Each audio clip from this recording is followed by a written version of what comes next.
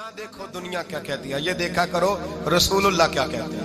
नबी पाक छोड़ दो सारी दुनिया के धोखे, सारे फैशन, सारी रसूमात, सारी तोहम्मात छोड़ दो। नबी पाक की गुलामी इज्जत है, हुजूर की गुलामी।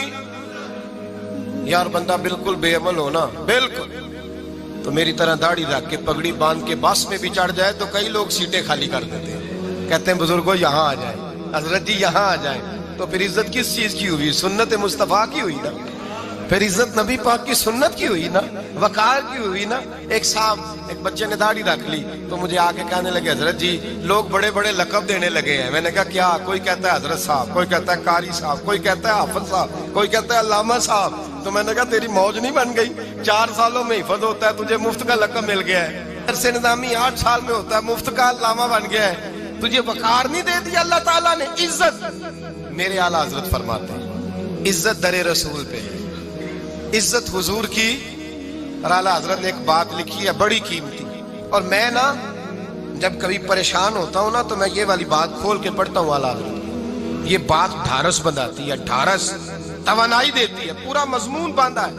आला हजरत कहते हैं बेरूपिया था मदारी, रूप बदल बदल के दिखाया करता था, बादशाहों से इनाम लेता था। एक दिन औरंगजेब आलमगीर के पास आ गया, कहने लगा मैं रूप बदलूंगा, अगर आप पहचान ना सके तो मैं इनाम लूंगा। आपने फरमाया मैं कोई ऐसे वैसा बादशाह नहीं, कहा मुझे धोखा देना मुश्किल है। कहा नहीं मैं रूप बदलूंगा। हजरत औरंगजेब आलमगीर बड़े नेक बादशाह गुजरे, बड़े परहेजगार आदमी। वो बेरूपिया कहने लगा मैं रूप बदलूंगा, आप नहीं पहचान सकेंगे। फरमाया चल जितना तेरे अंदर जोर है लगा ले।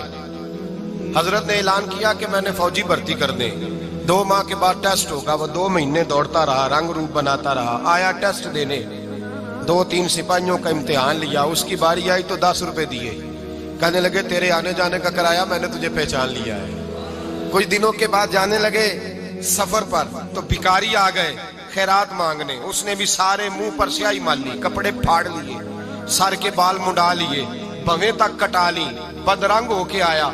कासा आगे किया तो हजरत ने 10 रुपए डाले, कहने लगे तेरे आने जाने का किराया मैंने पहचान लिया है। कुछ दिन गुजरे तो टीचर की जरूरत थी, उसने मूछें बड़ी कर ली, दाढ़ी नकली लगा ली, सर पे जिना कैप पहन ली, एक शेरवानी ले ली और हाथ में छड़ी पकड़ के आया। कहने लगा मैं उस्ताद हूँ, 2-4 बंदों का इम्तिहान लिया, उसकी बारी आई तो 5 रुपए दिए, 10 रुपए दिए, का तेरा किराया मैंने पहचान लिया। 2 साल गुजर गए, वो जब भी आता हजरत पहचान लेते। एक दिन सफर पे जा रहे थे, बहुत बड़ा लश्कर था, जिहाद करने जा रहे थे औरंगजेब आलमगीर।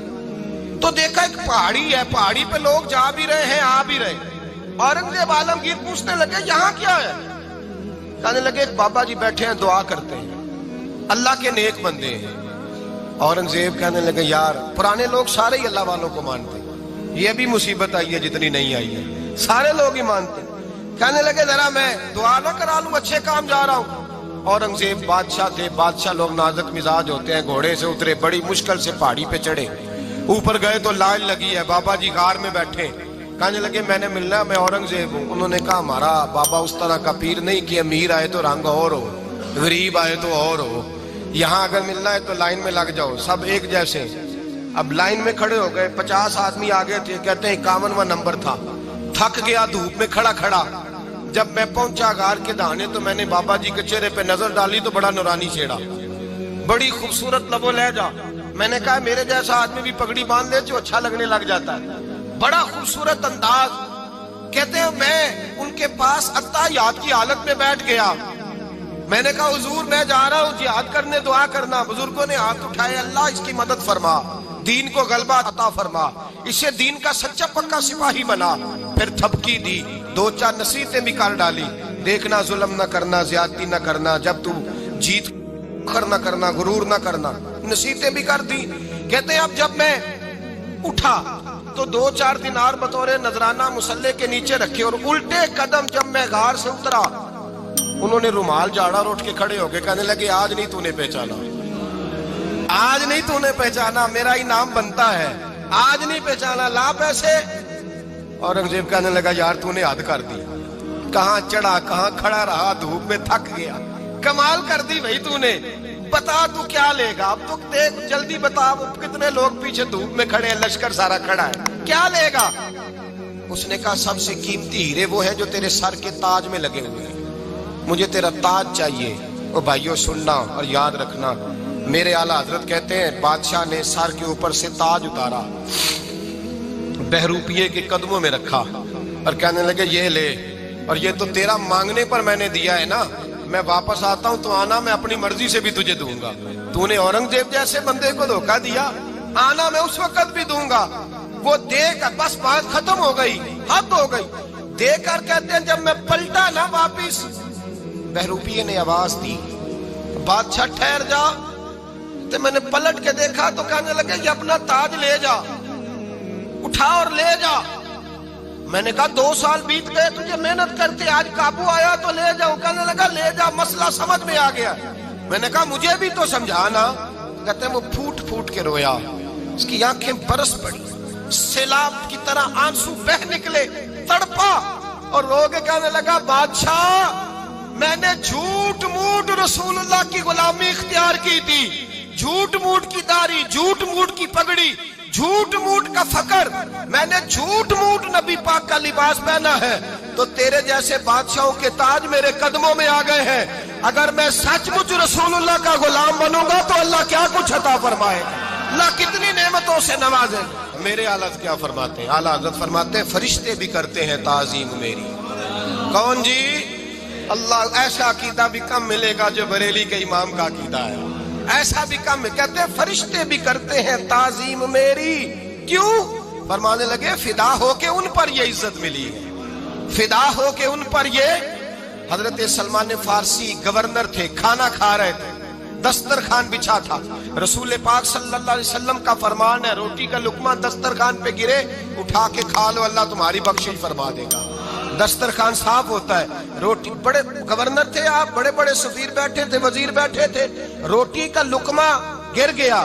آج تو لوگ فیشن میں عزت ڈھونڈتے ہیں نا، وقار ڈھونڈتے ہیں کہ میں جدید دنیا کے ساتھ مل جاؤں، میں معاذ اللہ لڑکی لڑکے اکٹھے بٹھا کے منگنی کروں تو میں ماڈرن شمار ہو جاؤں گا، میں بڑے بڑے ڈھول بجاؤں تو ماڈرن بنوں گا، میں اگر مہندی پہ سارے تماشے کر ڈالوں تو میں ماڈرن ہوں۔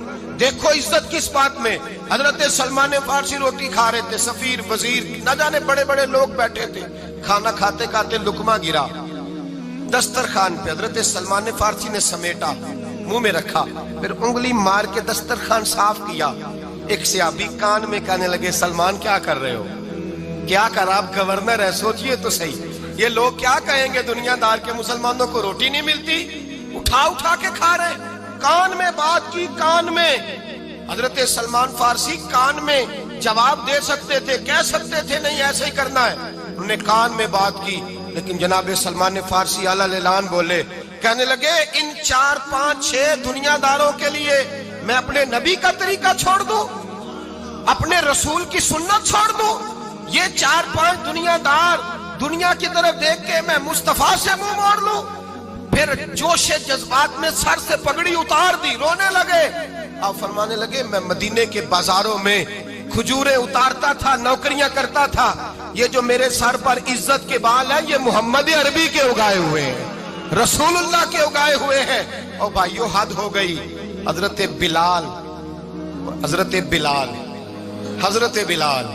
رضی اللہ تعالیٰ، حضرت بلال آئے جناب عمر سے ملنے، کیسے وہ کسرا بھی آئے تو عمر خاطر میں نہ لائے، پر بلال حبشی دروازے پہ داخل ہوئے تو فاروق اعظم نے کرسی چھوڑ دی، ہاتھ باندھ کے کونے میں کھڑے ہو گئے، کالا رنگ ہے، نام بھی لکھنا نہیں جانتے، زمانے میں تعارف کوئی نہیں، حضرت عمر نے ہاتھ باندھا ہے۔ لوگ کہنے لگے عمر تو کیسے ہو، کسرا سے نہیں ڈرتا، یہ کون آ رہا ہے جس کے لیے تیرا اتنا استقبال ہے؟ حضرت عمر کہنے لگے چپ کر جاؤ، اس کی بات نہ کرنا، اسے آنے دو، اسے آنے دو، اس کی بات نہ چھیڑنا۔ حضرت سیدنا بلال آئے، کہنے لگے امیر المومنین کیا کر رہے ہو؟ فرمایا نہیں چپ کر یار، بازو پکڑا، اپنی کرسی پہ بٹھایا۔ حضرت بلال کہنے لگے حضور میں غلام ہوں، مجھے تو طریقے بھی نہیں آتے ان کرسیوں پہ بیٹھنے کے، میں تو غریب ماں کا بیٹا، غلام باپ کی اولاد، سلیقہ، یہ آپ کیا کر رہے ہیں؟ تو حضرت عمر کہنے لگے بلال تھا تو غلام ہی، پر جب سے مصطفیٰ کا غلام بنا ہے تو ہمارا امام بن گیا ہے، اب تو امام ہے رسول اللہ کی امت کا۔ فرمایا وہ مجھے دن یاد ہے جب مکہ فتح ہوا تھا، बुत टूट गए थे, बड़े बड़े सरदार थे, और मेरे नबी ने फरमाया बिलाल से कहो काबे की छत पे चढ़ के अजान दे। तो लोगों ने कहा हुजूर ये सारे जल गए हैं, किसी और की ड्यूटी लगा दे। हुजूर ने फरमाया चुप करो, बदर में मार खा के अजान पड़े तो बिलाल, ओहद में पत्थर बरसे अजान पड़े तो बिलाल, तपते सहराओं में पड़े तो बिलाल, हर जगह मार खाए तो बिलाल। और आज अगर अल्लाह ने इज्जत दी है तो मैं लोगों को देख के बिलाल को इज्जत ना दूं? मैं बताना चाहता हूं कि रसूलुल्लाह की गुलामी में इज्जत है। फरमाया कोई ऊपर नहीं चढ़ेगा, अबू बकर भी नीचे, उमर भी नीचे, उस्मान और अली, तलहा और जुबैर भी नीचे। आज ये हबशी गुलाम काबे की छत पे चढ़ेगा और मैं दुनिया को बताऊंगा कि असल इज्जत उसी के पास होती है जो रसूलुल्लाह का गुलाम हुआ करता है।